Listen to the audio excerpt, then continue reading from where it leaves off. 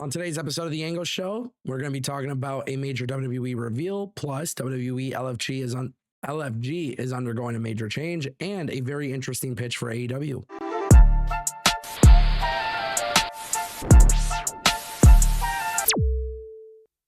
Welcome back to the channel, ladies and gentlemen. We're going to kick things off with Kendrick Lamar. If you're a hip-hop head, if you listen to music, if you know what's happening in the rap beef world, then this might intrigue you.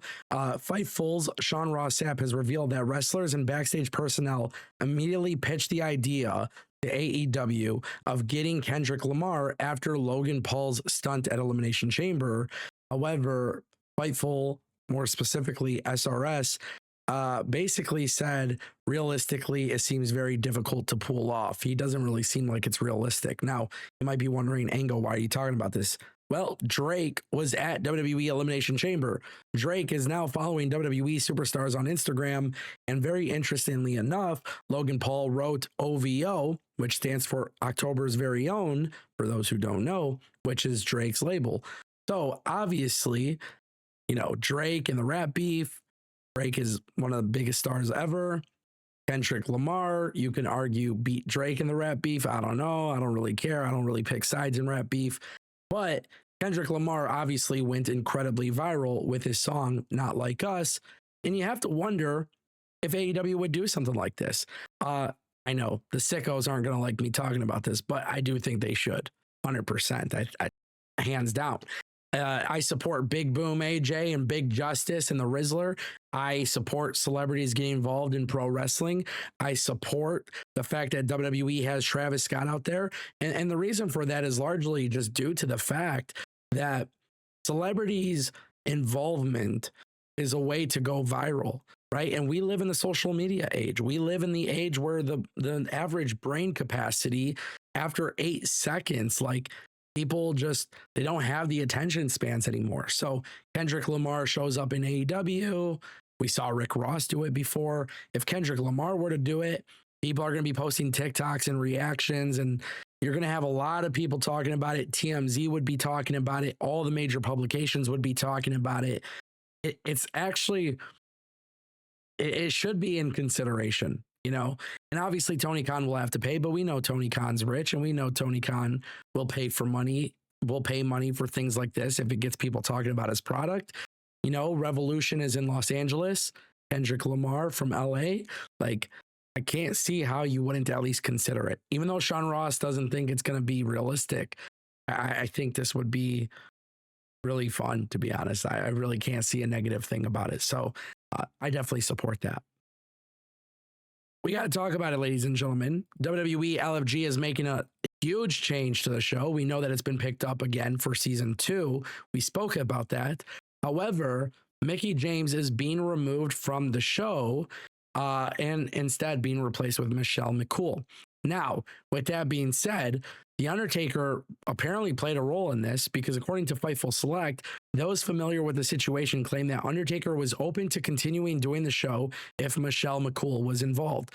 So she was obviously brought in to replace Mickie James. There's nothing that's been said that Undertaker pushed her out. Like, there's nothing being said that Undertaker pushed Mickie James out, but obviously they all made the decision for McCool to be a judge or to be a coach or whatever. Now, I actually think so far the show has been great. Honestly, I've enjoyed every episode of LFG. However, you got to remember, it's a tie between, like, it's like Tough Enough and NXT Level Up. There's that element where you are very much witnessing the reality show aspect. And obviously with The Undertaker being a coach, having him be an active coach while his wife is another coach is very, very interesting. I think that adds a lot of cool elements to the reality show aspect of WWE LFG. So personally speaking, I think this is cool. Honestly, I think this is cool. I think this is one of those things where, it's just like, it's a welcome change. Now, obviously with Michelle McCool compared to Mickie James, a lot of people are going to have their opinions on this.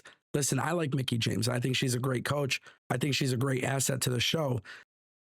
I don't know how she feels about this, but I think it's like, it's really dope to see that they found a way to do a reality show that is better than Tough Enough, to be honest. I really do feel that way. I feel like this reminds me a lot of The Ultimate Fighter. It reminds me a lot of Tough Enough. It reminds me a little bit of Level Up. It reminds me of all these things. And the people they have involved on it are great. Undertaker, Bubba Ray Dudley, Booker T, now Michelle McCool, I think adds a very different element to it. And just so far, it's really been a cool show to watch. So I think this is a great change. I'm assuming that, between A&E and WWE, they came to this decision. And who knows, maybe Mickie James is still involved in the show, but just not as a coach, so we'll see how they do things with her. But the relationship between WWE and Mickie James doesn't seem to be going downhill. And I hope not, because Mickie James is just such a wonderful person. So obviously you don't want to see that. But we'll see how Michelle McCool adapts to the show, and we'll see if she provides any value. That brings us to our next topic, the WWE Hall of Fame. Ladies and gentlemen, we have a major WWE reveal. WrestleVotes has come out and brought some very good information here. Sources indicate a legendary tag team is set to join the WWE Hall of Fame class of 2025. The Natural Disasters, Earthquake and Typhoon, a long overdue and well-deserved honor for the former WWF tag team champions. Obviously, WWE now has the Natural Disasters. They have Michelle McCool. They have Triple H being inducted. A lot of people are wondering what this means for how the Hall of Fame will take place, what they're going to do. There's been rumors that, it's not going to be on Friday. There's rumors it's going to be on Thursday. So they might be making some major changes to the Hall of Fame as well. But this is great. I think, Typhoon and Earthquake being, included in the Hall of Fame is fine. There's a lot of people. Listen, there's a lot of people who should be Hall of Famers. Honestly, that's really what it comes down to. There's a lot of people who I feel like should be Hall of Famers. And obviously WWE just, they don't do these big lineups for the Hall of Fame. So eventually more people have to get inducted, but I am curious to see what they do. And I'm really curious to see what changes they make to the Hall of Fame this year, because obviously following SmackDown, with SmackDown being a 3-hour show and then you do the Hall of Fame right after, it's just no bueno. It's no bueno. You can't do that, man. It's not going to work. I think it's going to be boring. And I like the Hall of Fame speeches, but sometimes people go a little too long. Paul Heyman had a wonderful speech, but then everybody else was kind of like, meh. So, some people have really good speeches, but because it just goes so long that it becomes an issue. But yeah, me personally, I'm excited to see what they do with the Hall of Fame to make it a little bit better. And obviously WWE Hall of Fame, they control who goes in and whatever, but I think this is well due. So I think there's a lot of people who are excited for the Hall of Fame. Some people aren't, but I'm excited to see what happens next.